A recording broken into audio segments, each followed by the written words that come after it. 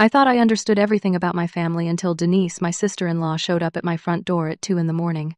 She was sobbing uncontrollably, begging me to help her fix the relationship with her estranged twin sister.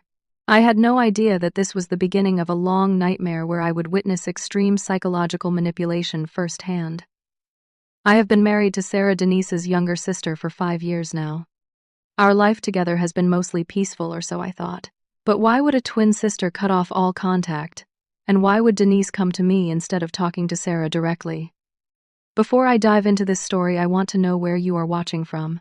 If you have ever had to deal with a toxic family member who tried to control your life, please leave a comment sharing your experience. Do not forget to hit that like button and subscribe to this channel because you will not want to miss other real-life stories like this one. What I am about to share will show you that sometimes family boundaries need to be protected more fiercely than you might think. Now let me take you back to the beginning, to the day I first met Denise and what drove her twin sister to run so far away. I met Sarah 7 years ago at a coffee shop in Portland. She was working on her laptop, completely absorbed in some design project, and I accidentally bumped her table while trying to squeeze past. We started talking, and I was immediately drawn to her warmth and kindness. Sarah worked as a graphic designer for a mid-sized marketing firm, and she had this gentle, soft-spoken way about her that made everyone around her feel at ease. We dated for 2 years before I proposed, and she said yes without hesitation. When we got engaged, that was when I first met Denise at a family dinner. Denise was 34 years old, 2 years older than Sarah, and she had this polished appearance that screamed control. Her hair was always perfectly styled, her clothes were immaculate, and she carried herself with an air of authority that felt intimidating. She was married to Greg, a software engineer who seemed quiet and a bit withdrawn. They had 2 children together, Lily, who was 7, and Jake, who was 5. Both kids were well-behaved but seemed nervous around their mother. What struck me most during that first dinner was how Denise constantly brought up someone named Diane. She would mention her with this pitying tone, saying things like, "Poor Diane, she just could not handle family responsibility." Or "Diane abandoned us when we needed her most." She painted a picture of Diane as selfish, unstable, and ungrateful. At the time, I believed her.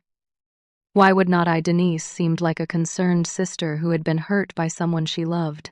Sarah explained to me later that Diane was Denise's twin sister, and she had cut off all contact with the family 12 years earlier. The family narrative was that Diane had simply walked away without explanation, leaving everyone confused and hurt. Denise was always the one who told the story. Always the one who cried about how much she missed her twin. Nobody questioned it. 6 months into our marriage, I started noticing changes in Sarah. She would come home from visits with Denise looking drained and anxious. I would ask her what was wrong, and she would just shake her head and say, "Nothing, I am fine." But she was not fine. I could see it in the way her hands trembled when her phone rang and Denise's name appeared on the screen. One afternoon, I came home early from work and overheard Sarah on the phone with Denise. I was not trying to eavesdrop, but Denise's voice was loud enough that I could hear her through the phone. She was saying, "You have to listen to me, Sarah. I am older and I know better than you. The way you decorated your living room is absolutely horrible. It looks like a college dorm." Sarah was just standing there holding the phone, looking defeated. When she hung up, I asked her why she let Denise talk to her like that. Sarah just smiled weakly and said, "She is just trying to help. She cares about me." But it was not just that one conversation. I started paying closer attention, and I realized that Denise criticized everything Sarah did. The way Sarah dressed was too casual. The way Sarah cooked was not healthy enough. The way Sarah organized our home was lazy. Nothing Sarah did was ever good enough for Denise. And whenever I tried to defend Sarah, Denise would laugh it off and say, "Oh, James is so sensitive. I am just joking around." But her eyes told a different story. There was no humor in them, only cold calculation. During family gatherings, Denise had this habit of bringing up embarrassing stories from Sarah's childhood. She would tell everyone about the time Sarah wet her pants in 3rd grade, or how Sarah failed her driving test 3 times, or how Sarah had a crush on a boy who rejected her in high school. Everyone would laugh awkwardly, and Sarah would sit there with a forced smile saying Denise is just teasing. But I could see the humiliation in Sarah's eyes. 3 years into our marriage, Sarah's parents died in a car accident. It was devastating for everyone, but especially for Sarah. At the funeral, I asked Sarah more about Diane, hoping to understand why she was not there to support her sisters. Sarah told me that Diane had left when she was 22 years old after a huge argument with Denise. Sarah was only 12 at the time, so she did not remember all the details. What she did remember was Diane crying and telling her, "One day you will understand. Denise is not the person everyone thinks she is." The family had always believed that Diane was the problem. Denise would cry and tell everyone how much she missed her twin, how she tried so hard to reach out, but Diane refused to respond. But there was one detail that stuck with me. Sarah mentioned that when she turned 18, Diane had tried to contact her by sending a letter. Denise found the letter first, tore it up without letting Sarah read it, and told Sarah, "She just wants to hurt you. I am protecting you." Sarah never found out what the letter said. After Sarah's parents passed away, Denise's behavior escalated dramatically. She began showing up at our house unannounced, usually when I was at work. Sarah would tell me that Denise would walk in, check the refrigerator, inspect the closets, and criticize everything. "Why is your house so messy? Do you not know how to take care of your husband?" Denise would say. She would even go into our bedroom and check if the bed was made. "Your bed is still unmade at noon. You are so lazy, Sarah." When I confronted Denise about this, she looked at me with mock surprise and said, "James, you are not part of this family the way we are. You do not understand how sisters communicate." Sarah became quieter and more withdrawn. She started crying when I came home from work, and when I asked her what was wrong, she would just say she was tired. I suggested that Sarah should limit her contact with Denise, but Sarah was terrified. "She is the only family I have left," Sarah said. I understood her fear, but I hated seeing my wife so broken. Then something happened that made me seriously question Denise's intentions. Sarah got promoted at her design firm. She was made creative director, a position she had been working toward for years. She was thrilled, and she called Denise to share the good news. I was standing nearby when Sarah made the call, and I could hear the coldness in Denise's response. "Are you sure you can handle it? You always give up halfway through things." Sarah's face fell, but she tried to laugh it off. "I will do my best," she said quietly. A few weeks later, Sarah came home in tears. Someone had sent an anonymous email to her boss accusing Sarah of plagiarizing designs from other artists. The email included fake evidence that had been doctored to make it look like Sarah had stolen work. Even though the company investigated and found no real proof, the accusation damaged Sarah's reputation. Her colleagues looked at her differently. Some people whispered when she walked by. Sarah spent many nights crying, wondering who would do such a thing to her. I had my suspicions about Denise, but I had no proof. However, there was one detail that bothered me. About a week before the anonymous email was sent, Denise had called me and casually asked for Sarah's work email address. She said she wanted to send flowers to Sarah's office to congratulate her on the promotion. At the time, I thought nothing of it and gave her the information. Now, looking back, I realized how calculated that question had been. 6 months after the email incident, the lawyer handling Sarah's parents' estate finally released the will. The assets were divided into 3 parts, 1/3 for Denise, 1/3 for Sarah, and a smaller portion set aside for Diane in case she ever returned. Denise was furious when she heard this. She called Sarah immediately and demanded a meeting. When we sat down with her, Denise's face was red with anger. "Diane does not deserve anything," she said. "She abandoned Mom and Dad. She does not get to benefit from their death." Denise pulled out a piece of paper and pushed it across the table to Sarah. It was a legal document that would transfer Diane's portion of the inheritance to Denise. "You need to sign this," Denise said. "I am the oldest, and I know what is best for this family." Sarah hesitated, looking at the document nervously. I could see her wavering, so I spoke up. "Sarah does not have to sign anything she does not want to sign." Denise's eyes turned cold as she looked at me. "This is family business, James. You need to stay out of it." When Sarah refused to sign, Denise launched a campaign of harassment. She called Sarah's phone dozens of times a day. She showed up at our house at all hours. She even started spreading rumors among extended family members, telling them that I was manipulating Sarah and turning her against her own sister.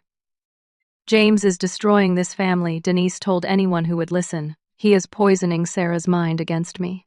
Then came the night that changed everything.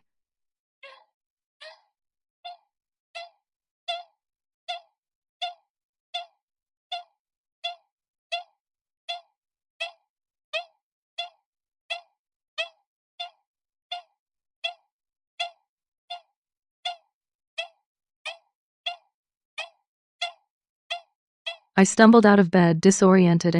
When I opened the door, Denise was standing there, mascara running down her face, her hair disheveled. She pushed past me into the house before I could say anything. "You have to help me, James," she sobbed.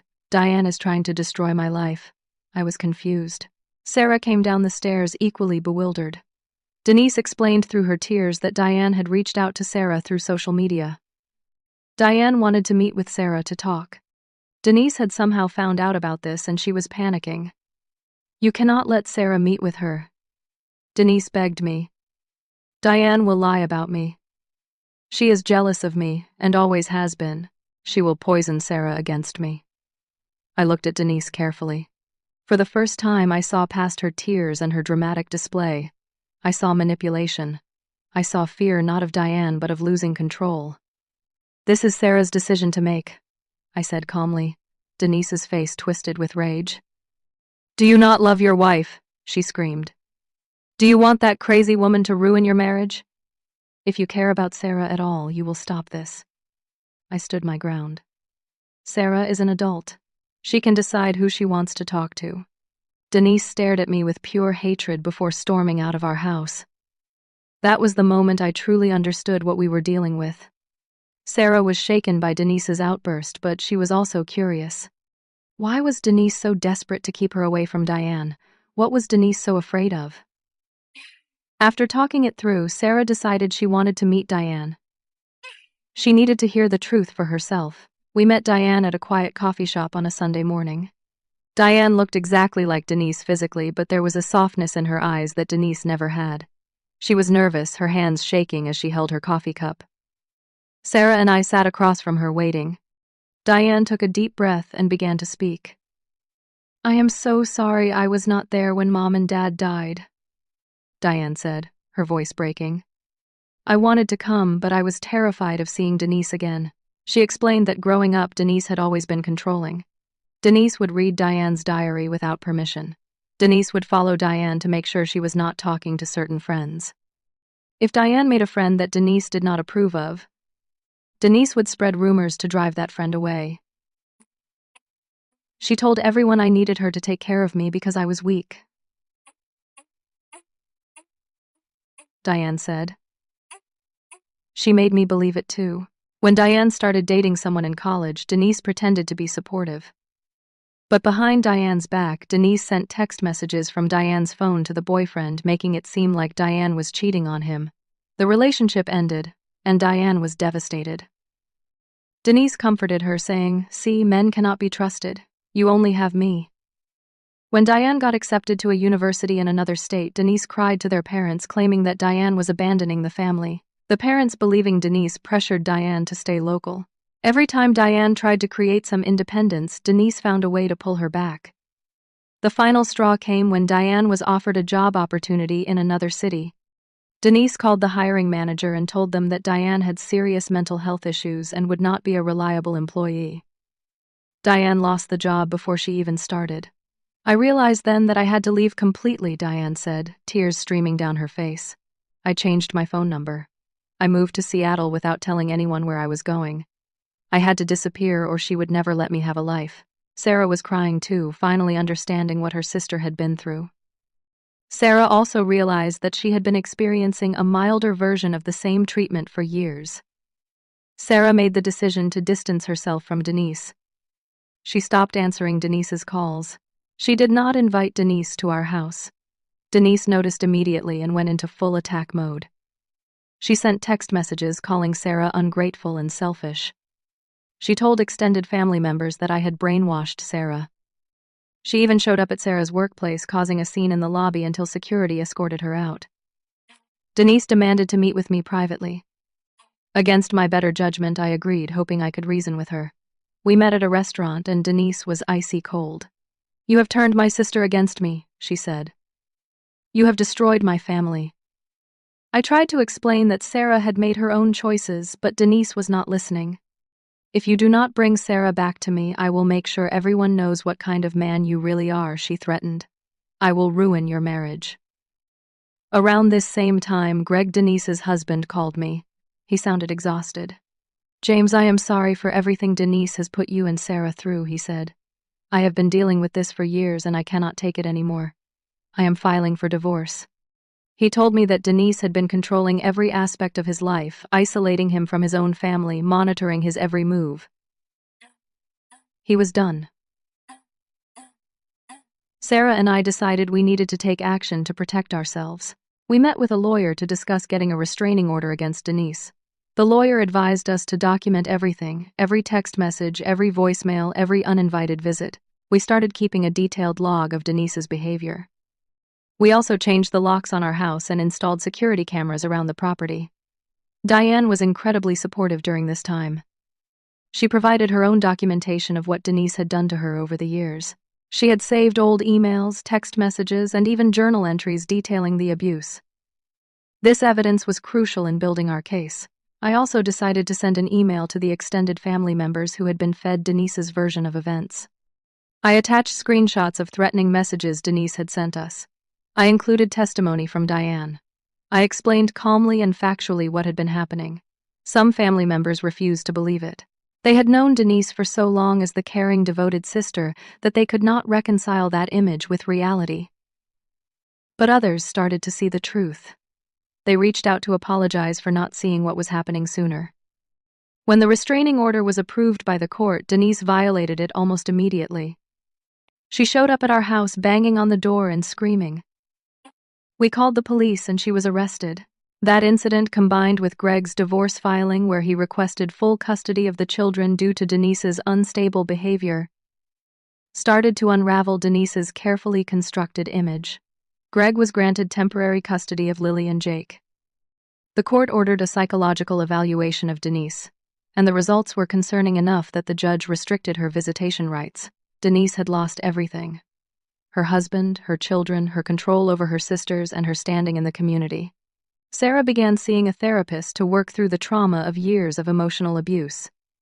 It was not easy. There were days when Sarah felt guilty, wondering if she had done the right thing.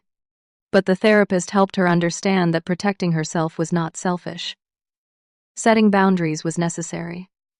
Sarah and Diane started rebuilding their relationship as sisters. They would meet for coffee, go for walks, and talk about their childhood. Diane shared stories that Sarah had been too young to remember. She helped Sarah understand the patterns of Denise's behavior and how long they had been going on. It was painful, but it was also healing. I watched my wife slowly come back to life. She smiled more. She laughed more. She stopped flinching every time her phone rang. She threw herself into her work with renewed energy and creativity, and her career flourished. She was promoted again, this time without anyone trying to sabotage her. Diane also started to heal. For 12 years, she had been looking over her shoulder, afraid that Denise would find her and pull her back in. Now, with Sarah standing beside her and legal protection in place, Diane could finally breathe. She told us that having Sarah believe her and support her meant everything.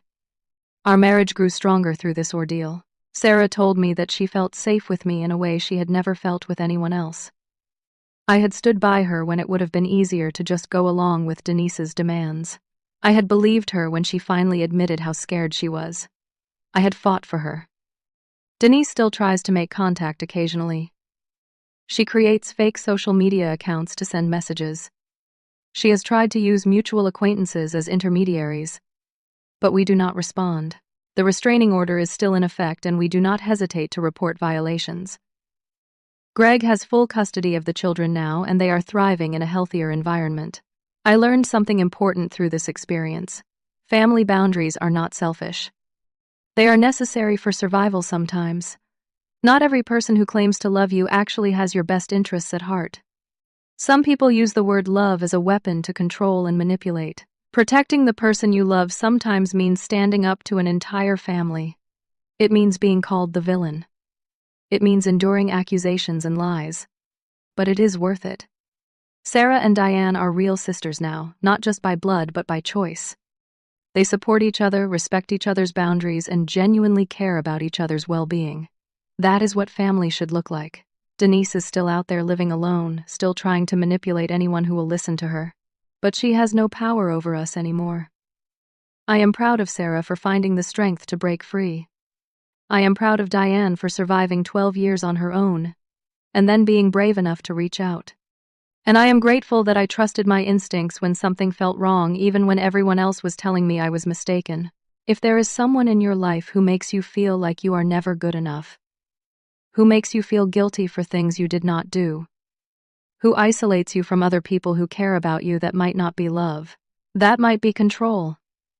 And you deserve to be free. Have you ever had to set boundaries with a toxic family member? How did you handle it? Leave a comment below and share your story. If this video resonated with you, please hit the like button and subscribe to this channel for more real-life stories.